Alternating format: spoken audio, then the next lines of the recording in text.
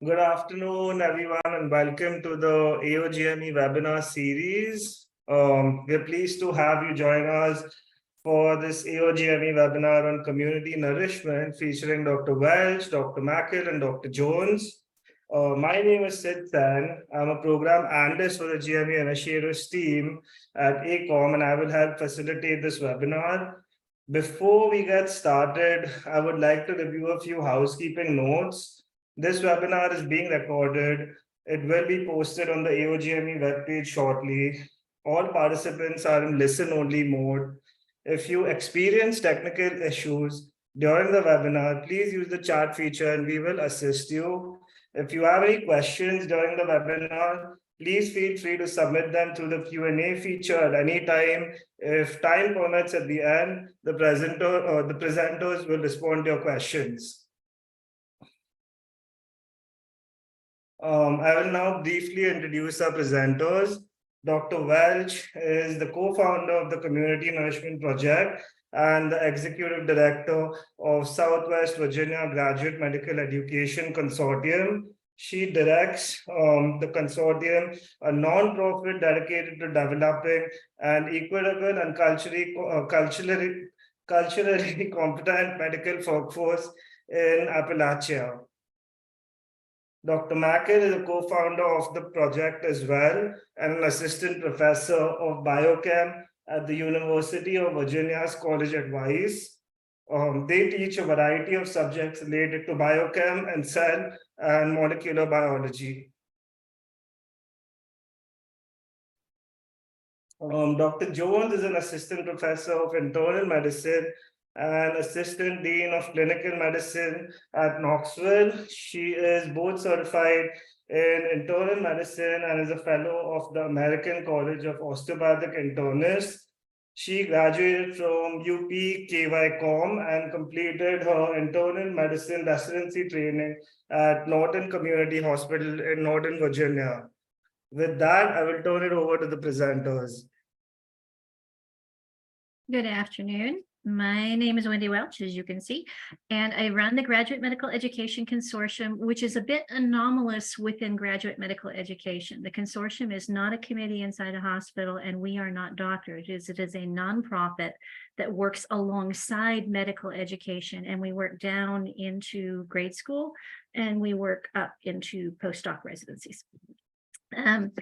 I am the person responsible for starting the Community Nourishment Project. And the Community Nourishment Project is really born out of, if you can't go one way, go another. I wanted to start a longitudinal study with residents in a rent-controlled housing project to help the residents understand the patients they would be seeing throughout their careers, particularly if they worked in our 13-county region, but also to help them understand some of the questions that come up, particularly around social determinants of health in medical education. That fairly often patients are characterized as not making good choices, when in reality, they don't have good choices. They must choose between two choices, neither of which match a medical criteria. The reason I knew this was necessary was we gave ACE score exams to all of the residents in our 4 residencies in my service area. And those of you who are not familiar with it, that's adverse childhood events. And it's a 10-question test that lets us know basically how much trauma you inherited from your family and from your community. None of the doctors in the residency program scored higher than 3. Most of them scored 1. And we actually have people in our residencies who have experienced both poverty and homelessness and trauma in their family upbringings, but none of them scored higher than 3 on that exam. But okay, this is interesting because you're going to meet a lot of people in your practice who have higher scores than that. And it's going to affect how you can help them. If you've never had the lived experience, we need to get you the book learned to get this going. The other thing that I experienced was we ran, GMEC ran a residency research symposium where residents could fulfill some of their core obligations of quality improvement or plans for community medicine. And one of the projects that a resident and his attending came up with was to educate people people in persistent poverty on food choices they could make. When I asked in the room how many people had eaten from the USDA food boxes that they were targeting in their program, nobody had. Well, my grandmother fed that stuff to my sister and me growing up. And I'm here to tell you, as I told them, that our lunches were about 1,200 calories in a lunch. You took the pork from the can and you put it on the white bun, you put the vegetable that was slimy green, whatever it was, and you hid it under the bun so grandma would think you'd eaten it. And you consumed 1,200 calories and then you went out to play. This is typical for this group. And when I said that in the community group, the doctor who was going to run the project looked me in the eye and said, well, I hope that's a fallacy because otherwise we can't help them. And I thought, we need a community nourishment project started. So what we do is I went to the local residency and said, can your residents go once a month to a housing project to have an interactive meal with the group on a Friday afternoon, maybe, or a Wednesday afternoon? And we'll have a craft, we'll have a little infotaining lecture kind of thing on some form of healthcare, and everybody will just kind of sit and talk. It'll be very pleasant. Well, the residency director consulted with a few others and came back to me and said, no, we don't learn from people in those situations. We teach, because I had said that the residents would learn from the experience of being in the community. Also, it will not be useful time for us because we won't actually be seeing patients. You're kind of asking us to be something like an Eagle Scout project. Okay, thank you. Enter Tori Makal, because I went straight to UVA WISE and said, show me your pre-med students and let's talk about starting at an earlier point in the medical education before they've gotten to residency and their time is too valuable, adjudicated to be too valuable to be spent in community like this. Show me your pre-meds. Tori and I began to work on that together, and we drew up 3 goals for the project. I'm going to hand it over to Tori after I list out these 3 goals. The first goal was that we wanted to create a pathway for these pre-med students to meet people like Dr. Jones and other medical students, and a couple of residents who still liked the idea and wanted to volunteer their time, and let them all be on a first name basis and learn from the medical students, whether they looked up to as an undergrad, how they could get into medical school. And that was the first objective. Everyone on the sites that we go to in the Community Nourish Project is known by their first name. Cassi, Tori, Wendy. In the classroom, it's Dr. Makal and Dr. Jones and Dr. Welch, but on site, it's Cassi, Tori, and Wendy. That was the first one, make that pathway. The second one was nutrition awareness. Cassi will probably talk about this a little more later, how much the new guidelines that have come out for physicians on nutrition are being challenged as culturally presumptive. There are people who literally cannot meet that standard. They do not make enough money to eat that way. This has not been addressed in medical education to a level that's going to allow patient encounters to be successful. And the third piece is medical mistrust. I'm the author of several books on the topics of cultural competency and medical mistrust. And there's another one forthcoming that Tori is co-authoring, and Cassie's colleague, Mary Beth Babos, who couldn't be here with us, is co-authoring. And we work all the time with the levels of medical mistrust we see, particularly among people in persistent poverty. So we wanted to let the people with the questions and the people with the questions, namely the residents of the community and the residents of medicine, talk to each other on an equal footing. And that's how this project was born. I'm going to turn it over to Tori to take it from there. Thank you, Wendy, for that introduction. Just a quick aside, real quick, you'll notice in the bar that says my name, my pronouns are they, them, just as a word of information going forward.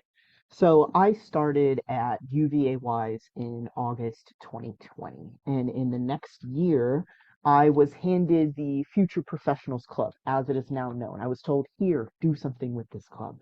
And then I had the great fortune, or misfortune, depending on how well you know Wendy. That's jokes, all jokes.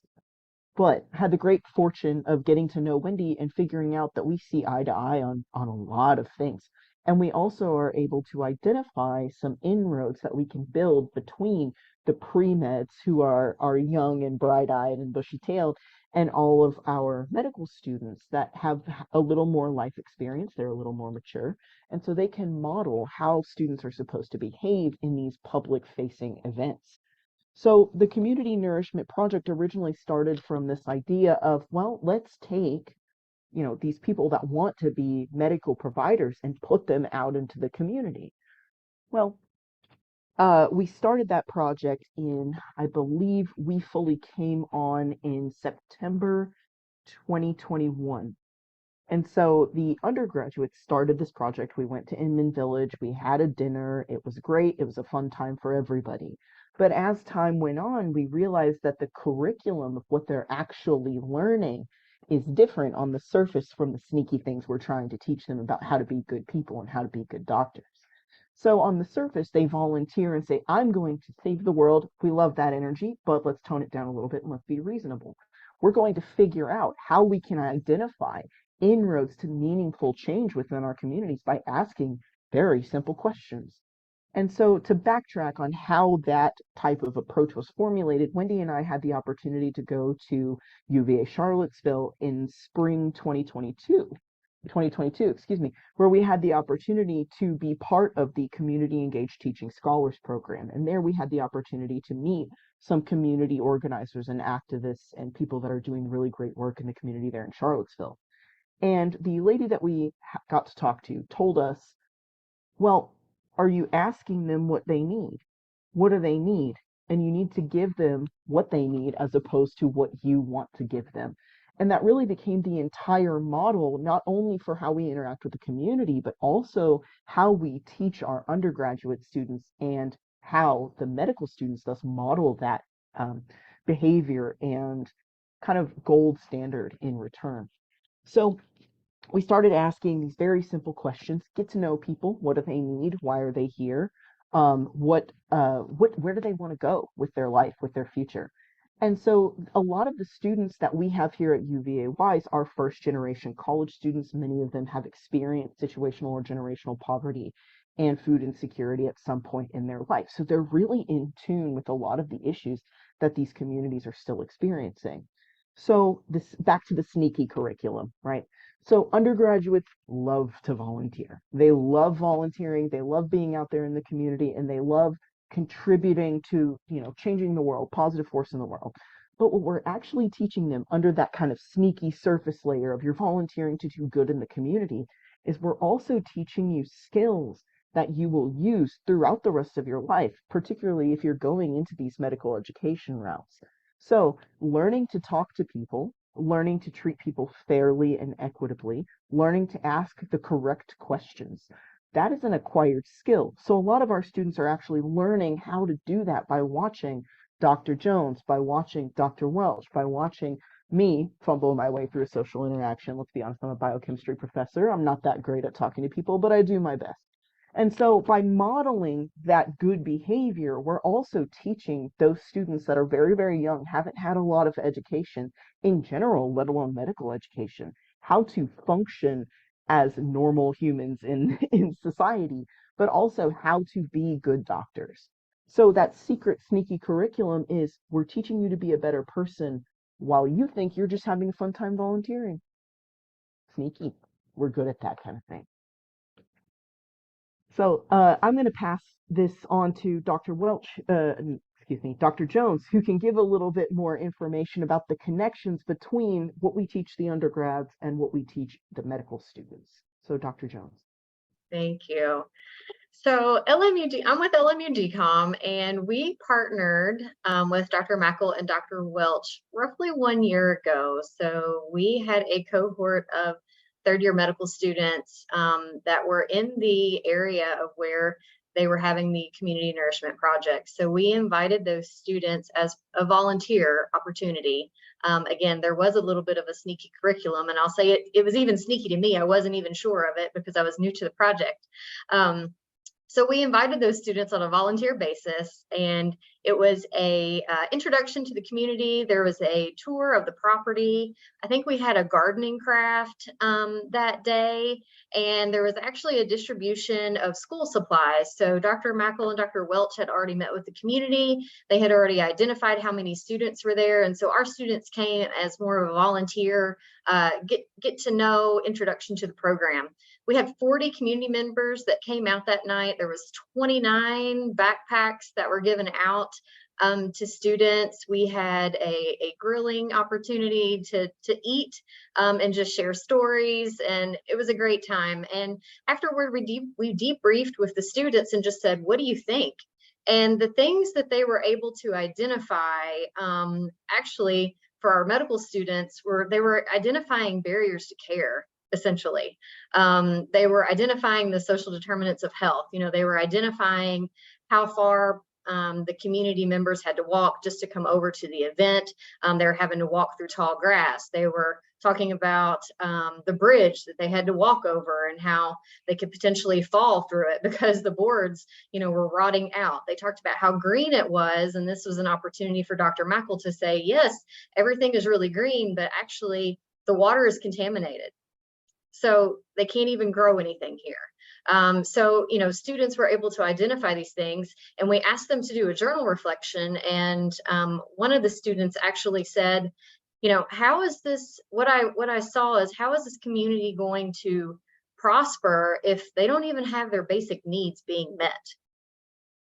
And this was a student who felt like she had identified with poverty previously, but, you know, she felt like this was just at a different level. You know, didn't have food, stable housing, didn't have phone and internet, things that, you know, we feel like everybody needs to have access to.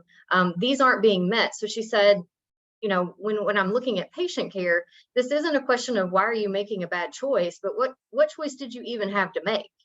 In the community that we were working with, we showed them that there was no grocery store, right? The only access that they had to food was a wagon, Dr. Makal, that came around. And then they also had a Dollar General store, and then they had a wholesale store with like an outlet or near expiration foods. Yes. So to kind of expand on that, if you don't mind. Mm-hmm. So the complex that we were working in is approximately 2.5 miles from the nearest place you can buy food. Note, I didn't say grocery store because it is a place you can buy food. The implication of the word grocery store implies that you can buy fresh produce, and that's not the case in this area. So neither of the two stores that are within technically what some would consider walking distance of the complex, they're on a major road that has really high speed limits. In my opinion, you're going through switchbacks and stuff, and you're going 45 to 50 miles an hour. So it's inherently unsafe to walk. There are no sidewalks. And then public transportation is rather few and far between, meaning you either get on the bus when it shows up and you get off when it comes back, or you don't go anywhere at all. And of those people living in there, about a third of them actually owned a vehicle. So there are all of these additional complexities on top of just the fact that my income may be small. But if you think about it from this perspective, I have to hitch a ride with a friend who's going into town already. I have to make sure I have enough money in my account at the end of the month to actually be able to buy food. And then I have to get a ride to a grocery store that actually sells produce. So I see a question that just popped up. Yes, the site was in the Appalachian region, in the town of Appalachia. So we're very creative with our names in this region. So just call everything Appalachia and you'll be right. So that grocery store effectively shows us that this region is not only within a healthcare provider shortage area, which is another complexity all of its own, but it's also functionally a food desert, meaning access to fresh produce is essentially non-existent. So I'll pass that back over to Dr. Jones. Thank you for the opportunity to elaborate on. Yes, thank you. So automatically students were already identifying barriers in their journal reflections, and you could already see the wheels turning. And so it opened up the door for us to have conversations of, so translate this to patient care. So you have a patient who comes in. When you're talking to them about nutrition, instead of outlining exactly what they should be doing, you need to make healthier choices, you need to take, eat more fruits and vegetables. Perhaps the first question should be, tell me where you get your food from. Tell me where you shop normally. Tell me what is normal in your grocery cart. Tell me a little bit more about the things that you are eating. And just getting to know your patient a little bit better before making the assumption that they do have access to this. They had an opportunity to speak with community members who their job was at a fast food restaurant. They ate only from fast food restaurant. So just opening up the student's mind to ways that they can approach their patient care a little bit differently to help their community, help their patients. And I will move on to other benefits for medical students. Being involved in the project, it gives them a real world experience in the community setting to improve their clinical skills. One of the best clinical skills we have are the ability to communicate with our patients, speak with our patients, form that relationship with our patients. It's not all about the physical exam. In fact, you should have a good idea of what's going on with your patient before you even pick up your stethoscope, because you've been able to talk to the patient, they've been able to talk to you, you have a good idea of what you think is going on. Being able to have empathy, so showing the students how they can empathize with the community members.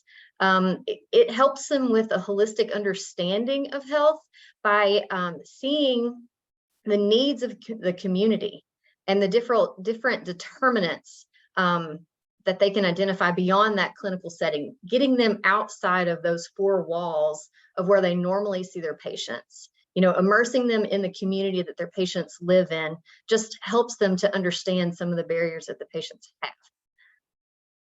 They get to work in a team, they get to collaborate. So multidisciplinary team helps with teamwork and communication skills. We all know that future physicians have to be an important team member, be able to work with other team members, collaborate, interprofessional team members as well. So we have undergraduate students and medical students working together, collaborating. They were meeting outside of this, planning, working in a group chat, forming that connection with each other, along with the community that they were working in. This was a good opportunity for students to learn how to be advocates and leaders as well.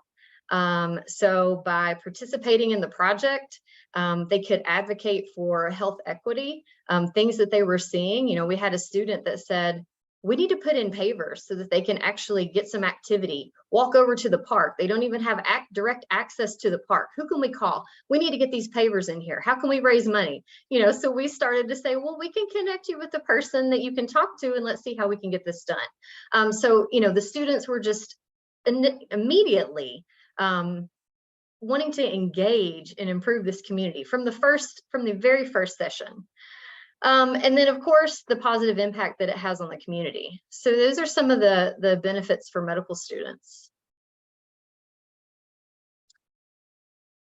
Probably going to answer these first 4 questions that we got prior to starting the event.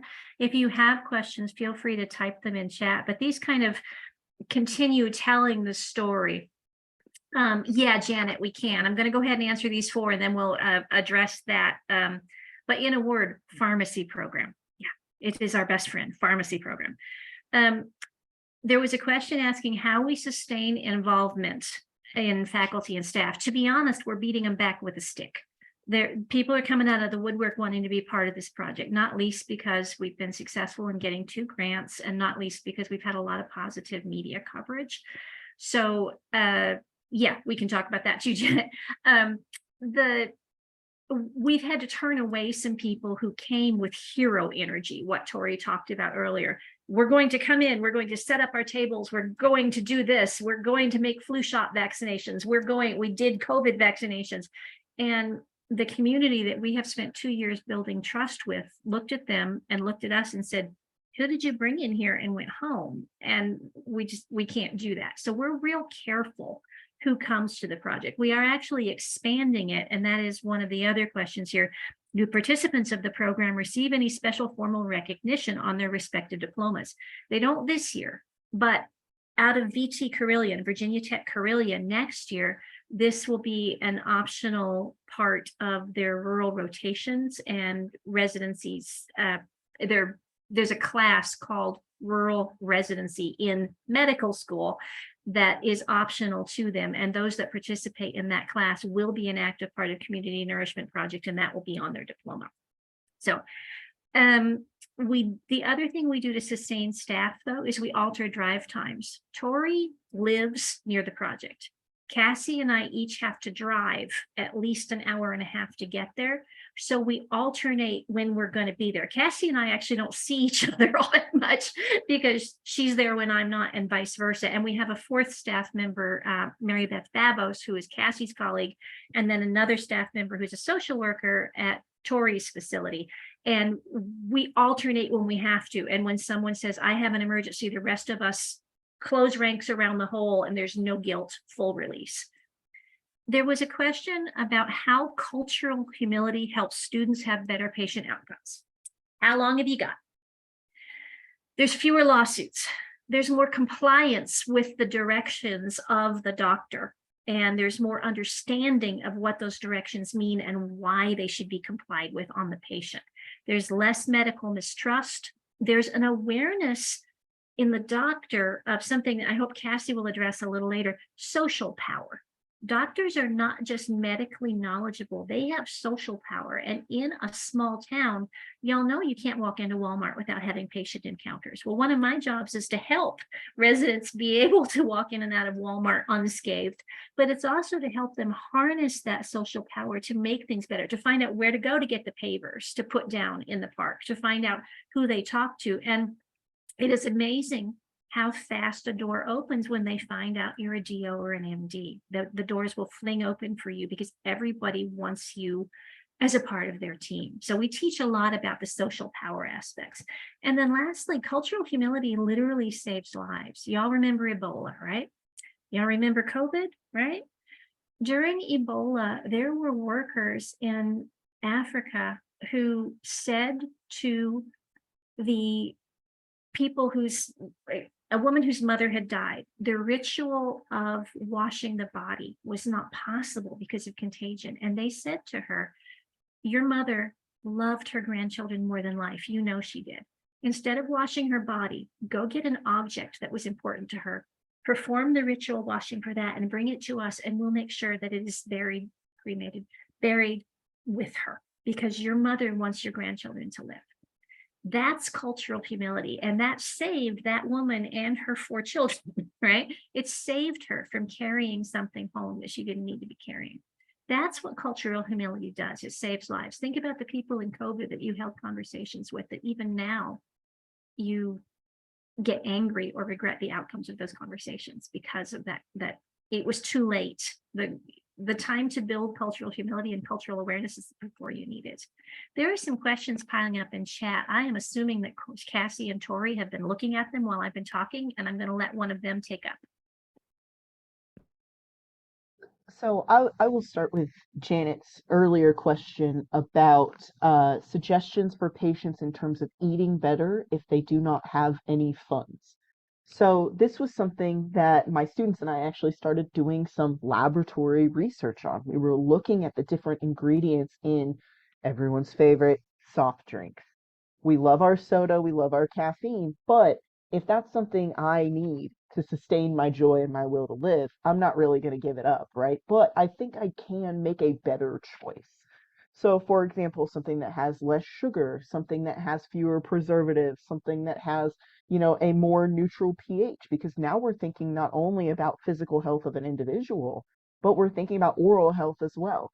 So there's a lot of overlap. And what we found was, for example, Janet, I think this will talk about specifically what you're referring to. One of the experiments that we did was testing pH of all of these different drinks that were available at the discount grocery store. So that one store that's within walking distance in the town of Appalachia, we found that vitamin water was extremely popular among the people living in those areas because it says vitamin and water on the label.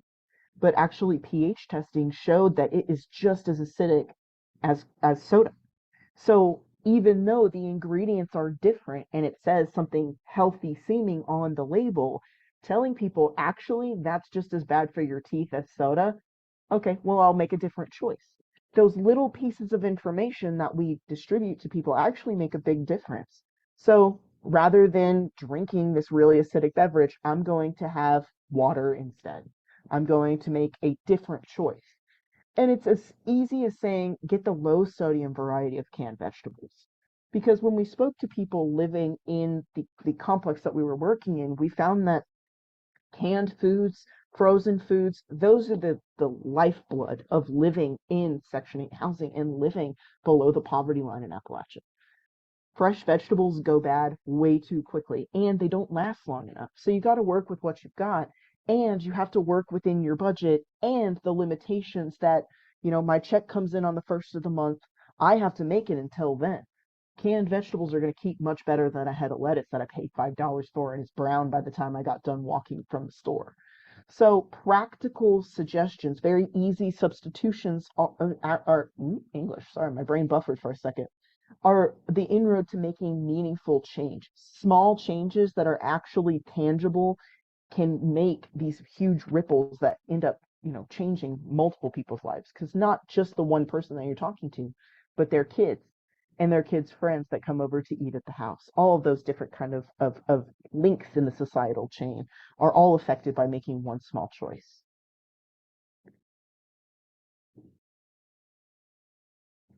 Cassie's been sending me notes. She wants me to mention something about the training that was done.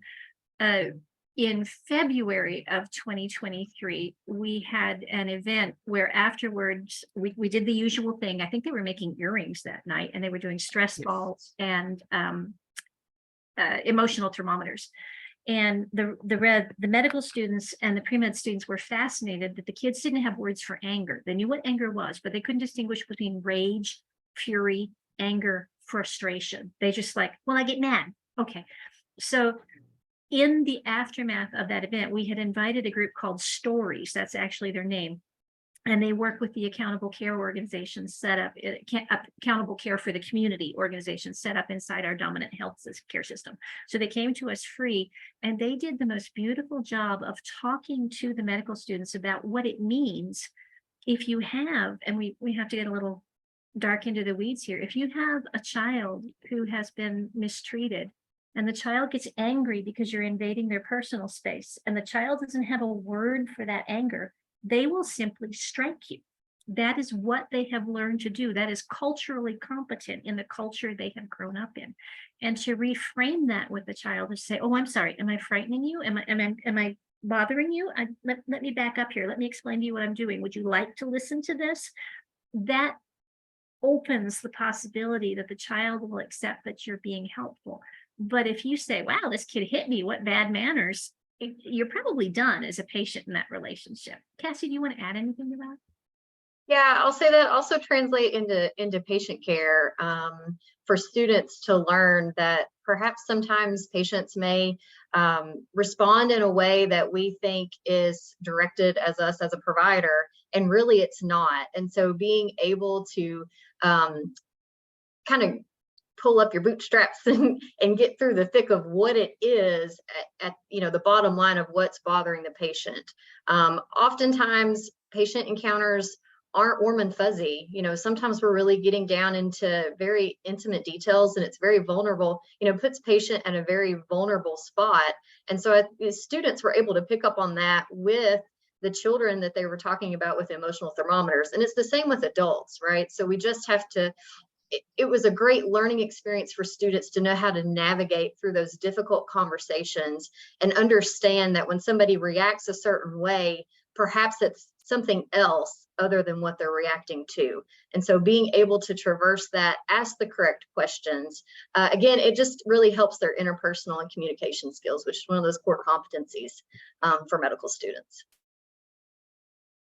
And there have been two questions. Oh, I'm sorry, I turned my camera off accidentally. I don't know if it'll come back on, but there have been two questions there comes on cultural competency and Well, here's one. What's the best way to let a colleague know that they are culturally insensitive? And then the other one is, can you talk about the way you prepare your students for the cultural events they were going to see? Colleague, you're going to have to translate this. What happened was in January of this year, we have 2 seniors who are going to medical school. That we know that we've recruited them because of this project, and they are going into Cassie's program at the medical school there. They're twin sisters, and the older twin, by 5 minutes or so, was very, very excited. And she came up to me as I was with one of the moms who was making a necklace. And this mom had entered the room like a woman who was afraid she would inconvenience the floor by walking on it. She was not sure she wanted to be in this space. There isn't a lot of community cohesion in public housing because people are nervous of each other. There are things going on in the housing that they want to keep their children safe from. There are things going on in the housing that they're participating from financially that they don't want other people to know about. There isn't a lot of community cohesion in public housing. So this woman probably didn't know very many of the other people in the room. And I had spent 10 minutes with her and her 2 children who were cheerfully making necklaces. And she was starting to talk to me. Her name was Jocelyn. We were chatting. One of the twins came over with a piece of wire for her daughter because she needed it for her earring. And then she stood right in front of Jocelyn. So Jocelyn's sitting here, and her face is now aimed at the twin's stomach. The twin turns to me and says, "Guess what? I get to go to London this Christmas. You wouldn't believe it." And she starts narrating all the things she's going to want to see when she gets to London. And Jocelyn is shrinking back into her chair. Now, the twin in question is 20 years old. That is a natural mistake for a child of that age to make in that situation. And I'm going to turn it over to Tori to discuss how we taught students to read the room. So, unfortunately, a lot of learning is making mistakes and learning how to make newer, exciting mistakes next time, rather than repeating the same ones that we've done over and over again. So one of the big vocabulary words that we've really been driving home with our undergrads especially is the word optics. What do my actions look like to other people? And it's often a question that they don't know that they need to ask themselves. They're just kind of being themselves, and that's great. But there are certain audiences, and learning how to read a room is an acquired skill. It is not something that you just walk in day one and know how to do. So when we were teaching our students how to act, we really said, look at what the medical students are doing. Are they talking about all the super fun, cool trips they're going to go on? Probably not, right? So let's maybe stow that conversation for when we're done doing our job here and when we're back on fun time at school. So learning how to read the room really wasn't as much as like me sitting down having a conversation with my students about maybe you shouldn't talk about that, but look at what people are doing correctly. What are they doing well? Maybe you should emulate that. Talk to them, see what they're doing and how they've learned to interact with other people. Along those same lines, some of those learning opportunities come from knowing when to step back as a teacher and allow them to make a mistake.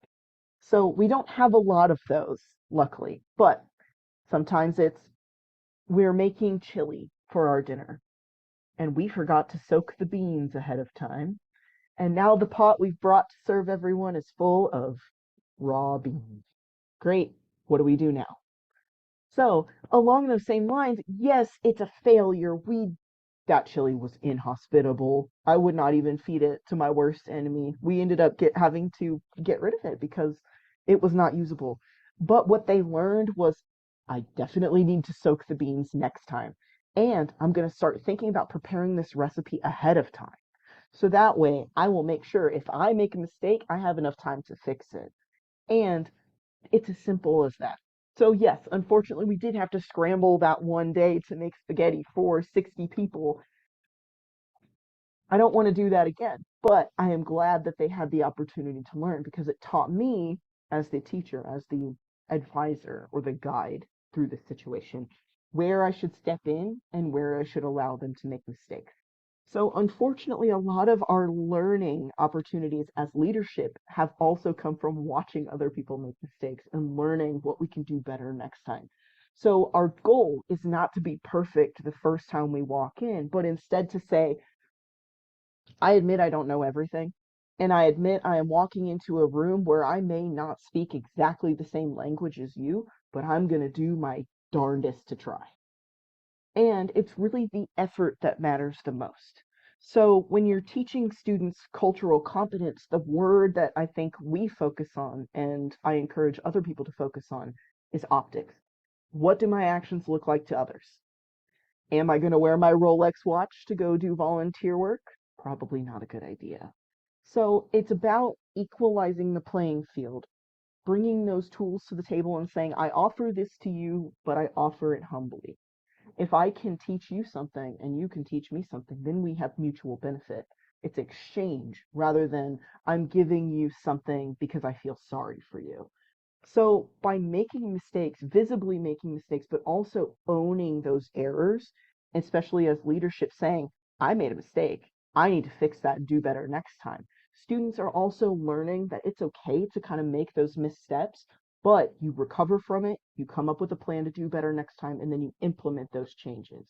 So that's how I personally have taught the undergraduates. I know the stakes are a little bit higher for medical students because they're, handling people's lives and well-being. But for undergrads now at the undergrad level, that's the time to screw up big. That's the time to make your huge mistakes and really put your foot in your mouth and then learn from it. So yes, that quote that you've just sent is absolutely correct. Everybody falls. How we get back up and get better is what really matters. That's 100% That's exactly accurate. right. Yeah. Yeah. Um, So, I Dr. Jones, do you want to speak a little more on how the medical students were trained? If there's anything specific that you wanted to mention? Sorry to put you on the spot. So these medical students are third-year medical students, so they get quite a bit of training throughout their first 2 years of medical education. So this is just more of their opportunity to have boots on the ground and have different scenarios and interactions and figure out how to maneuver through those. They've always seen it just in black and white on a screen and maybe, scenarios that they were placed in on purpose, but this is real life. So I felt like the students did really well. I think whenever there were any missteps, we just had a moment to kind of have a debrief and say, how would that be perceived by somebody else? But overall, I felt like our students did really well in those opportunities, in those settings. But we would just debrief. afterward, yeah. There was a question that came up. Janet asked a question in here, and then something that came before the webinar about the actual nutrition content and food in the program. We did two things that I think were probably one of the best things we did. One was we gave one of Dr. Jones' students the commodity box that the people were getting. The other was that we got a crash course in commodity foods. And we signed up for everything that was going. We got Feeding America involved. We got Appalachian Sustainable Development involved. We got some farm to table services involved. But when we gave one of the medical students the box, we actually, the person who worked with us at the village where we were working said, well, somebody can use that. I said, watch what happens here. And the medical student took it home and tried to cook out of it for a month. And basically sent desperate emails pleading to be let out of this devil's bargain because they thought they were going to die. That this stuff was awful. What are you supposed to do with hot dogs? You've got a package of yogurt and a package of hot dogs, and you've got a package of gummy bears in there. Or what am I supposed to do with this? How am I supposed to eat this? And we only made them do it for a week. And then we asked for recipes on how to do as much healthy cooking as possible based on what you had. There's a package of bacon in the pot. Okay, fine. Instead of cooking up a pound of bacon for your family, take one slice of bacon, put it in the package of kale they gave you that nobody likes and nobody knows how to cook or eat, and fry it up together so that the one piece of bacon flavors the kale. This is the kind of thing the medical student came up with. Let's eat as healthy as we can for as long as we can from, and I quote here, the crap we've been given. That was probably one of the best things we ever did. We also had a brilliant moment with Cassie's students and with Tori's students when the Feeding America program came with boxes in the summer, and we discovered that the post-COVID regulations were coming back into effect. During COVID, these boxes that were shelf-stable, 5 breakfasts, 5 lunches, any child in K-12 could have them. We just tossed them off the wagon, right? Fine, everybody's good. But once COVID was considered to be over, it returned to the regulations that required you to be a site where the children could sit down. You opened the box, you fed them the lunch for Monday on Monday, you fed them the lunch for Tuesday on Tuesday, you opened everything for them, and get this, they're not allowed to take home any leftovers. All the leftovers have to go in the trash. And I quote one of Cassie's students, "Who the hell thought that up?" And they discover these food policies that don't make any sense and that don't benefit their patients, and they go after them. I think that's another aspect of the long-term career development we're making in your students, Cassie, if you want to add anything to that. Or Tori, you want to add anything? I will say there are a lot of, I think I'm quoting one of our students that said, really dumb policies.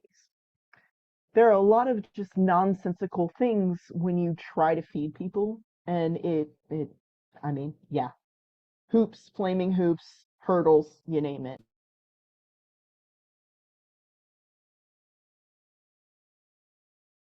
Yeah, so that was an opportunity just to help channel that frustration, help the student kind of process through that frustration and sort of problem solve and figure out how we can come up with a solution.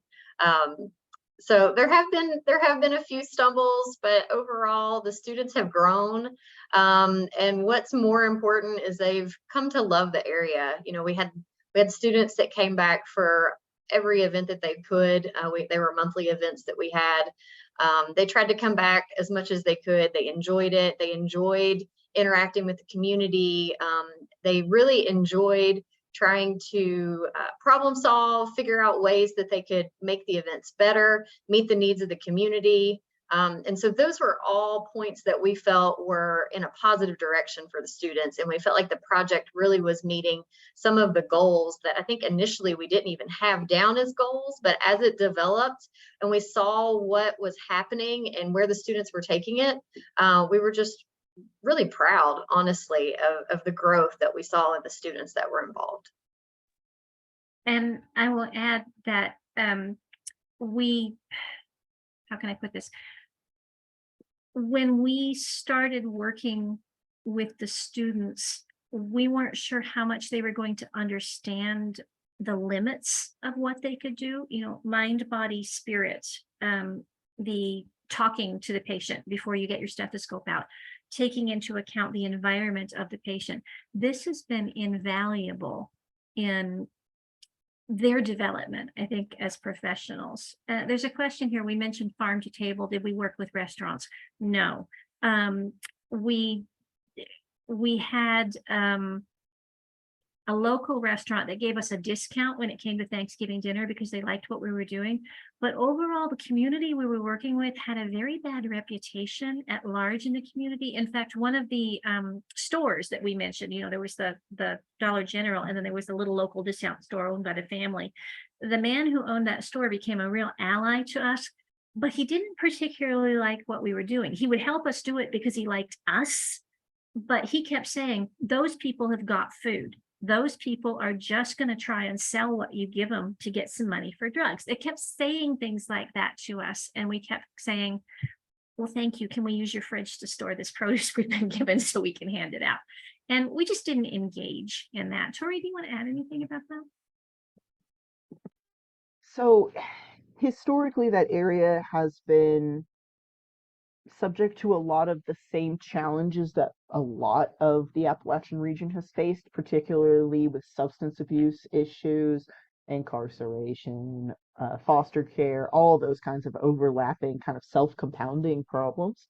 And so there's this perception within the area where if you say the name of the complex, people that have been here or were raised here will go, oh, why are you going there? Well, why not? Why not go there? And so when we went, we found that a lot of the conceptions were not exactly founded in truth. At one point, a lot of those conceptions were probably true, but we're talking like the 80s. And so it's been a long time. Things have changed. People have turned over, people have started new lives, and people have moved on. And so now what we've really done by going in there and really kind of figuring out what life is like day to day in that complex is we've kind of polished up the reputation without even trying to. By going in there, we've taught our students what I'm hearing is not the same as what I'm seeing. So what I'm hearing about this very negative reputation, how there's sharps all over the ground, how it's riddled with, people that are addicted to X, Y, and Z, you name it, whatever. That's not the reality of what we're seeing. And so this gives our students, both at the undergraduate level and at the graduate level, to the opportunity to say, I don't think that's correct. So when you hear somebody make an assumption or make a broad statement that generalizes an entire group of people, we've given our students enough experience to say, actually, I know different. And what you're saying is pretty stereotypical. Not, of course, I'm paraphrasing. You would be nicer to people when you're having this discussion. But the point of it is to say, I don't think that's correct. And maybe at one point it was, but it's not correct anymore.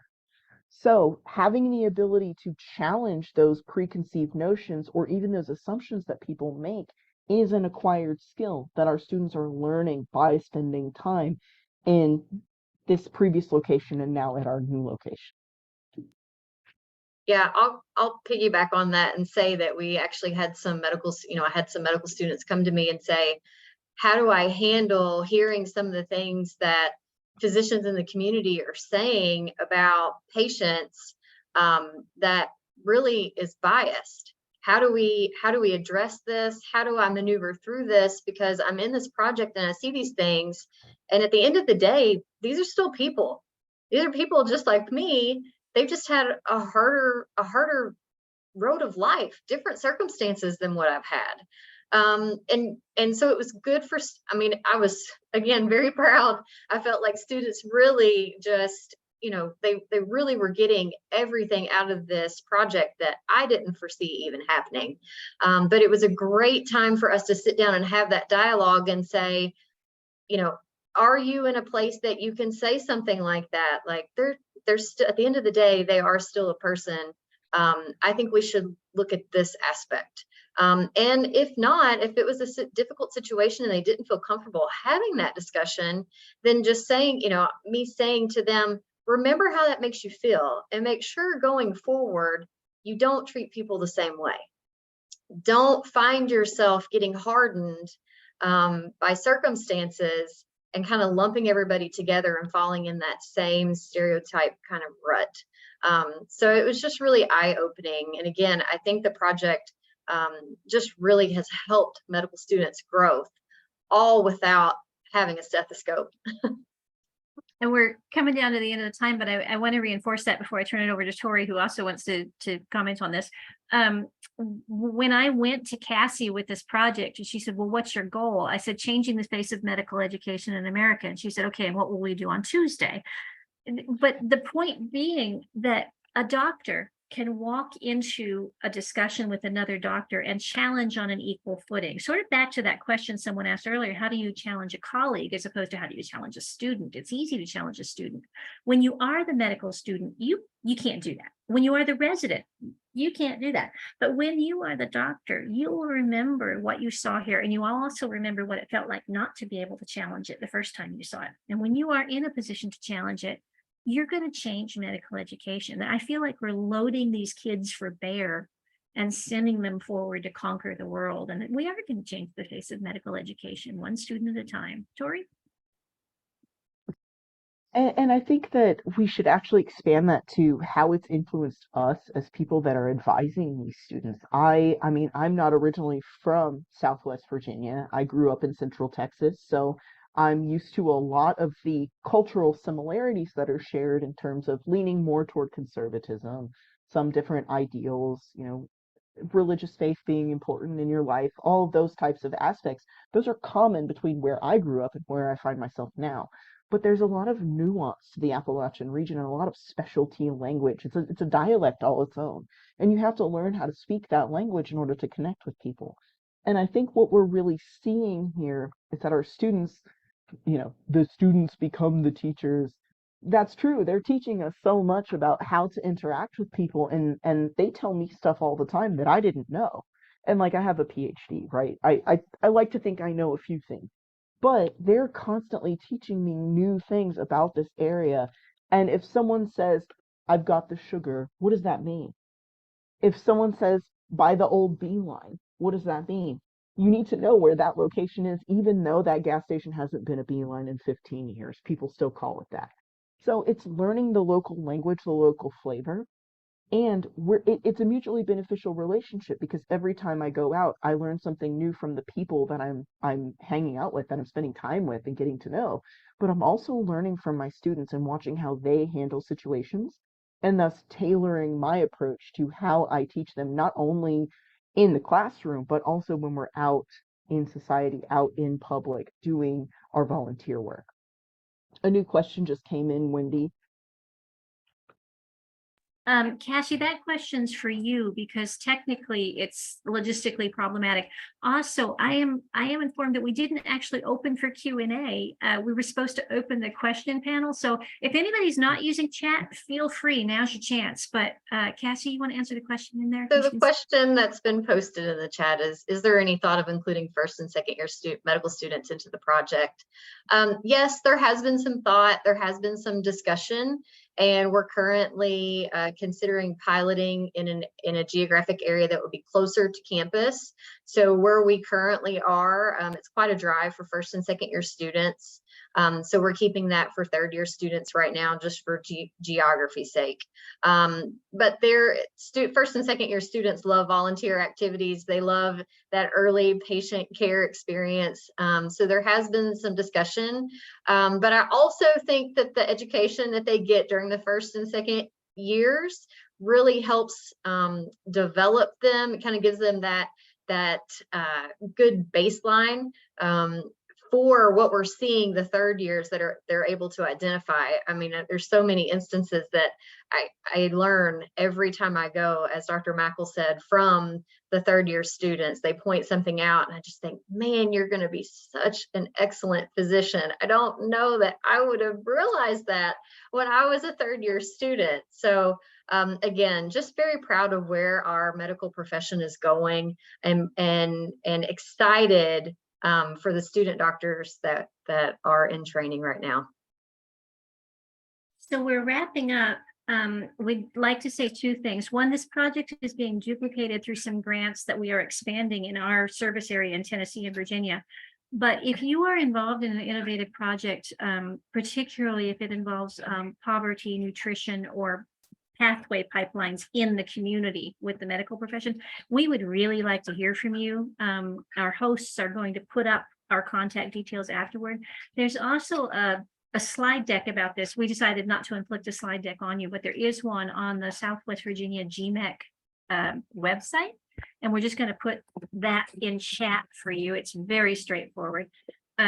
If you'd like to look at it, you're very welcome to, but we would like to hear from you if you're involved in any innovations along these lines. And I'm going to turn it back over to Sid, unless Cassie or Tori have any final comments. I just want to thank everyone for their time. Yeah, thank you. Yes, thank you for joining. Sounds good. Thank you so much, Dr. Welch, Dr. Makal, and Dr. Jones for this wonderful presentation. And thank you to everyone who joined us. If you have any questions, please contact us directly at aogme@acom.org. And this concludes our webinar. And thanks again to everyone who joined us, and have a great evening.